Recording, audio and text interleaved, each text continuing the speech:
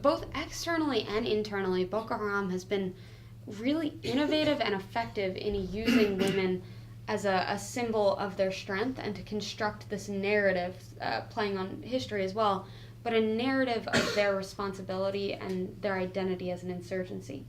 And so externally, I mean, Shekau was quite savvy in recognizing that there was this huge international outcry over the Chibok girls. And the 2 videos that he released concerning the fate of the 2 Chibok girls it was the smallest gap between sequential videos featuring Shekau. So they saw an opportunity to gain international notoriety, to raise their profile, and they took it. And that savvy should not be underestimated.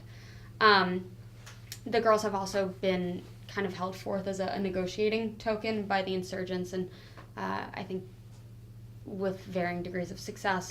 But interestingly, internally as well, the Chibok brand carries some weight. And so women that I was speaking to were saying how in the camps, a certain class of women were authorized to maintain control over the camps and the other women in the camps. And they would sometimes be referred to as quote-unquote Chibok girls, even if they were not geographically from Chibok.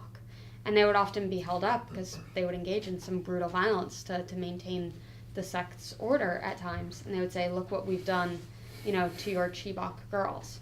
And so understanding that symbolism of women that have been taken into the insurgency and then transformed into dutiful members.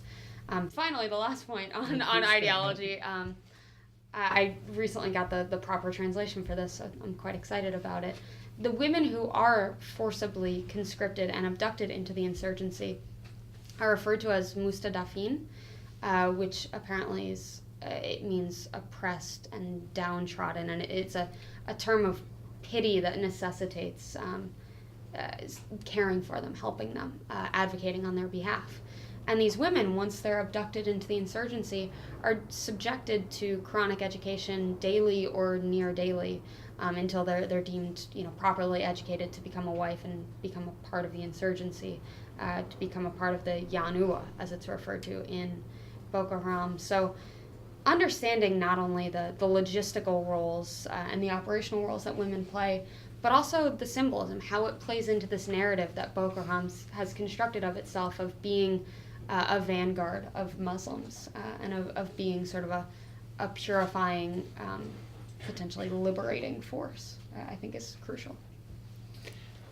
For me, one of the most almost counterintuitive things that you've written about, which is I find fascinating, is alongside the terrible trauma and humiliation, there are the women for whom association with Boko Haram has presented opportunity and even a sense of empowerment.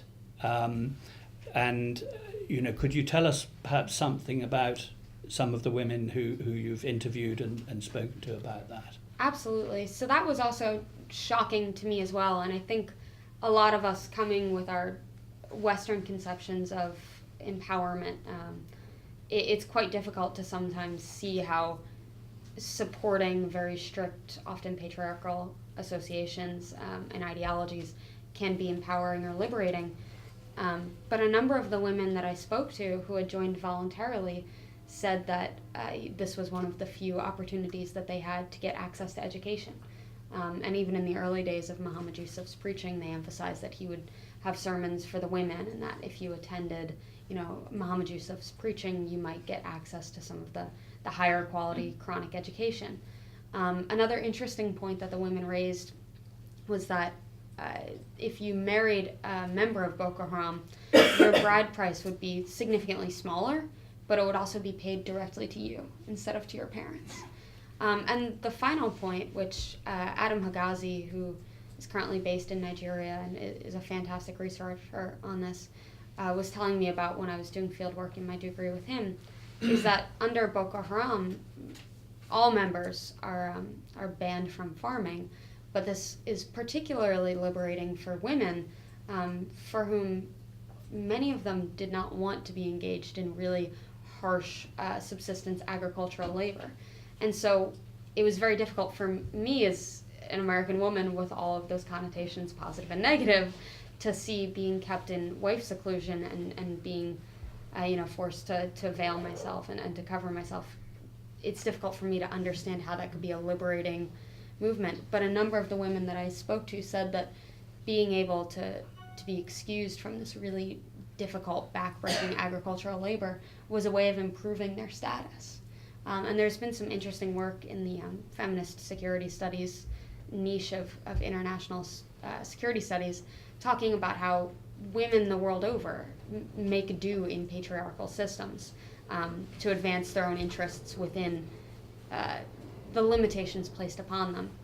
And this leads me to a point that I think emerging literature is coming out on, and I wish there was a broader recognition of it, but that the structural violence against women in a number of societies is actually a priming factor for violent rebellion and for insurrection.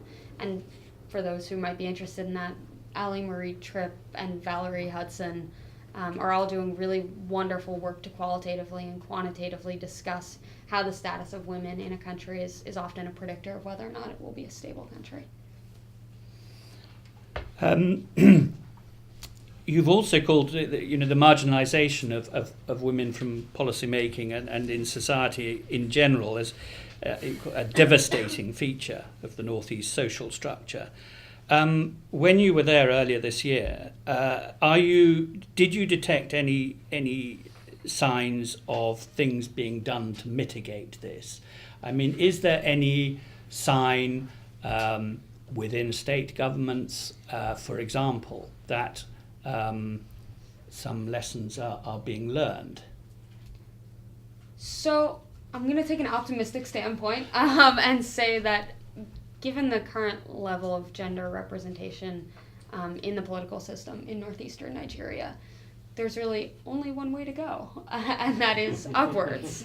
And frankly, in the post-conflict environment in northeastern Nigeria, which I have great hope that in the near future we will be able to describe northeastern Nigeria as a post-conflict situation, I think policymakers are going to have no choice but to recognize that often the only able-bodied people in the area will be female. So that's the harsh reality of it. But perhaps more encouragingly, I had the opportunity to meet with Governor Shettima, and he said that this government has a quote-unquote... This is Borno State. Borno State, sorry. Borno State Governor Kashim Shettima. He said we have a deliberate policy of gender empowerment. And so there is, at least at that level, a recognition that empowering women and understanding the role that women will play in rebuilding the society within the governor's office. I will say that deliberate policy of gender empowerment can at times be difficult to see being played out in the current interventions. So an example of this was the Ramadan feeding scheme, where heads of household, a certain number from each district, the details are escaping me right now, but it was supposed to benefit a certain proportion of households in each district, and they would receive a certain number of bags of rice over the course of Ramadan.